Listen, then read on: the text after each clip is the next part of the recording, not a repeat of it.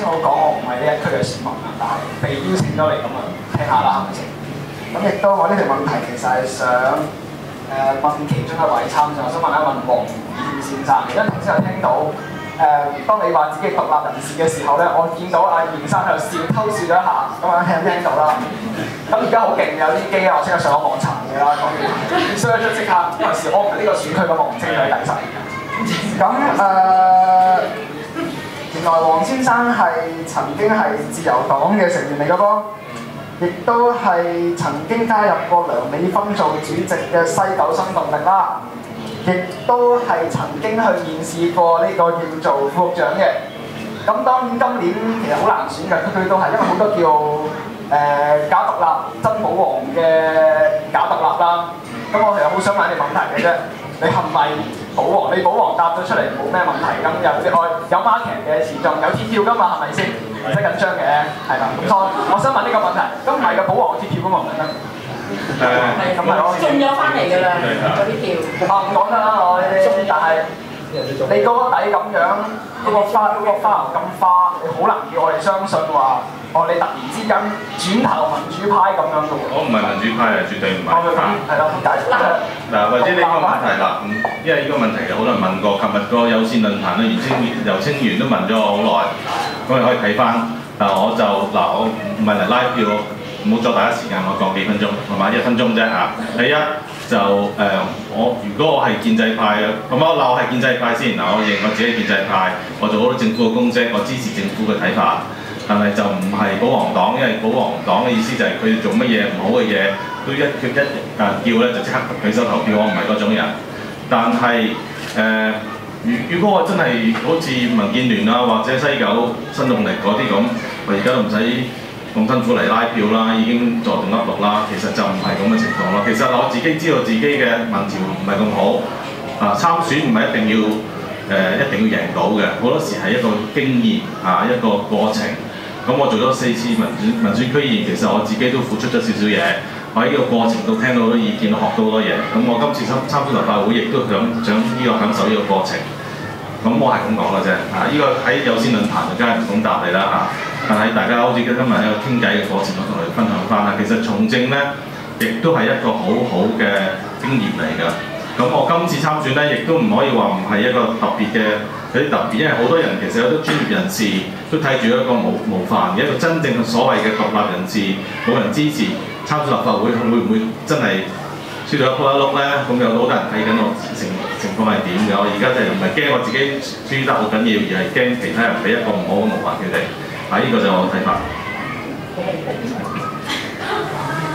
我補充啊，請你補充，有啲火花好似我唔係有啲咩好惡意，咁我唔係好講啲好惡意嘅嘢嘅，即係其實咧呢啲經驗咧係需要好多錢啦。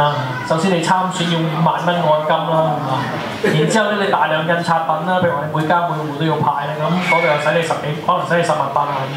咁記住咧，呢啲經驗都係需要用錢買翻嚟啦嚇，大家努力揾錢啦嚇。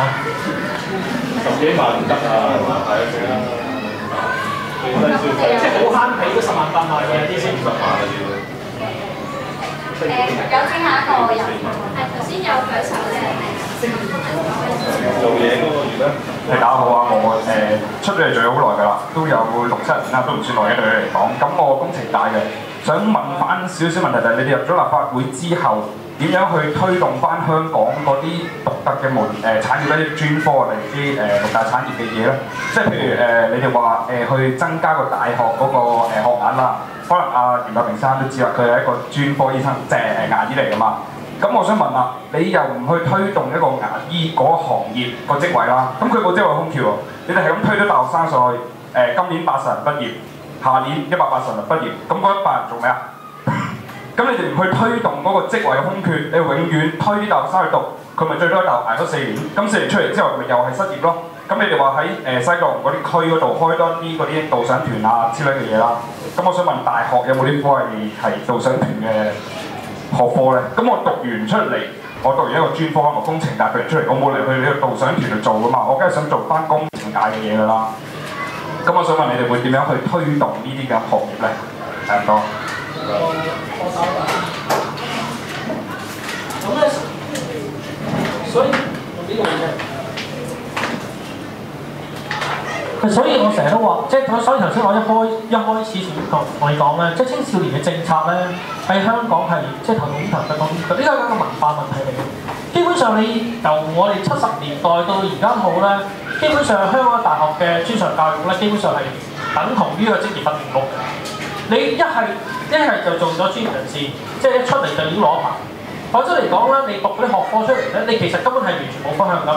尤其是而家香港嗰個所謂你成功嘅路線咧，即係你係其實好悲哀嘅。點解咧？你有錢同冇錢都玩緊呢個咩金錢遊戲咧？就係你盡快咧係揾嚿錢，然之後買樓咧，咁你過咗安全線之後咧，咁你就即係衣食無憂啦咁樣。咁所以其實你個問題嚟講咧，係一個好深層次嘅文化問題嚟嘅，因為基本上你讀大學，你讀咗個專科出嚟，結果到最尾咩咧？就好似啲醫生咁樣去買鋪啊，成嗰啲，其實結果都係玩翻你金錢遊戲。所以譬如好似你咁，你比較好啲就可能讀咗一個即係工程界，你會有個方向啦。咁但係譬如讀一啲即係比較普通科目，譬如揀讀哲學咁，你真係拗晒頭唔知點算。所以基本上咧，我即係主張嘅嘢咩咧？青少年嘅政策問題咧，必須要從個文化根本去到睇翻香港嘅社會嘅變遷咯。如果唔係咧，你香港嘅變遷咁急促嘅時候，你根本上你係定唔到一個嘅青少年政策嘅。所以你個問題嚟講咧，即係話要再推翻再高層次啲去睇翻呢個問題。如果唔係咧，你永遠教育政策咧，好似而家咁樣改嚟改去咧，你結果都係大家都係孭緊呢個學習起身。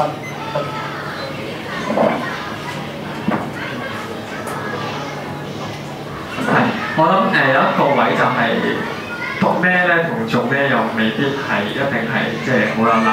大家我坐喺度咁多位從政，我諗可能未必有邊個係讀政治。咁我本身其實都有讀工程㗎，因為我大學嗰時雙學位，我都理解工程呢一方面，尤其是非常之嚴峻啊！好多畢業生咧，基本上咧，你一係就翻大陸做，喺香港留得低咧，可能最好出路咧，可能都係一係中電。一係就係講得呢啲即係公營機構，或者入政府做公務員。如果你話出邊要考牌，可能係你要讀個 master， 要搞一大輪先做到，即係呢一個都好大問題。咁但係你話發展呢個即係其他嘅經濟產業係非常之需要，因為而家你見到咧，基本上係基本上都係靠金融、地產兩方面，即係都係呢方面係去做。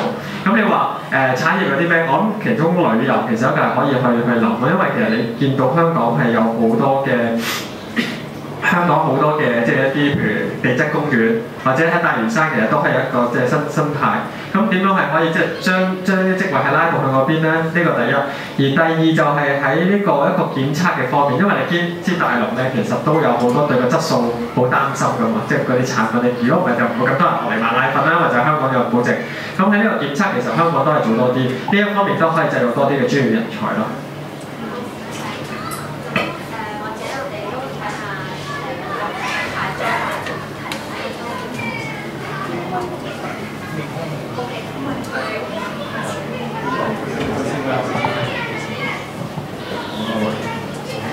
你好，咁咧就我想講係房屋嘅問題啦。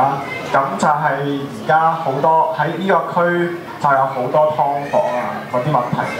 咁其實佢哋都唔係幾在意做有冇工做，其實佢哋更加在意嘅係有冇一個自己屬於自己嘅家，呢個公屋。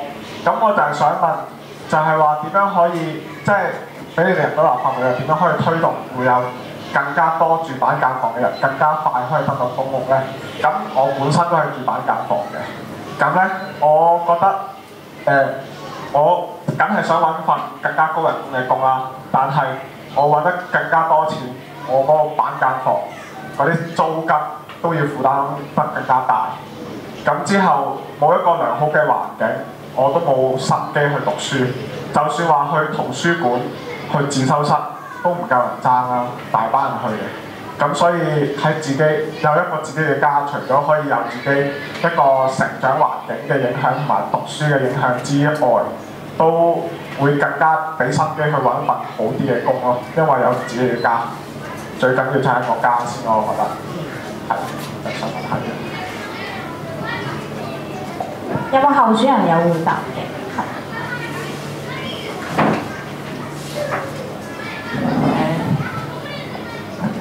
咁咧就都好認同我哋頭先咧，我哋民協講嘅政綱裏邊第一樣嘢咧，就係講緊住屋嘅問題嘅。咁啊，其實你話導致到劏房，歸根究底咪又係地產霸權咯，係嘛？即係大家一路咧喺度咧，即係出邊啦啲人又喺度助長呢啲嘅地產霸權嚇。咁啊最近你可能睇有啲論壇嘅話咧，我哋呢度都我哋九龍西都有好多候選人咧，係不斷透過呢啲炒賣啦嚇，咁啊助長呢啲嘅炒風啦。咁所以我覺得直頭咧係唔應該有呢一樣嘢嘅，即係幫地產商打工咧呢一樣嘢咧係香港而家最大嘅問題。咁至於你話佢即係政府講話要啲咩治安心啊、咩青年宿舍啊呢啲，我覺得放屁，即係完全係唔可以解決到我哋青年人嘅問題。即係你夾硬咧叫我哋咧話住喺度，跟住儲錢就叫我哋買樓。即係其實咧，如果個樓價低嘅話，唔需要政府咁多嘅資助，唔需要咁多呢啲咩宿舍呢啲，其實我哋已經做得好好啦。所以我覺得第一樣嘢咧，真係要政府要釋放翻啲土地出嚟，唔好淨係俾地產商去投。多啲咧，原先譬如我哋咧九龍城咧有好多嘅公屋咧，拆咗之後咧，原先咧計劃都係何文田嗰度咧都有一笪嘅好大嘅地方都係可以做公屋嘅，但係佢拎咗出去，係嘛？咁但係而家我哋希望能夠盡量爭取到政府真係起多啲公營房屋俾我哋嘅年青人，咁我哋嘅租金負擔少咗，自然我哋有能力去進修，我哋有能力去做其他嘢，咁自然我哋亦都累氣都會少啲，咁所以我哋希望真係政府解決嘅房屋問題就係起多啲公屋嚇，唔該。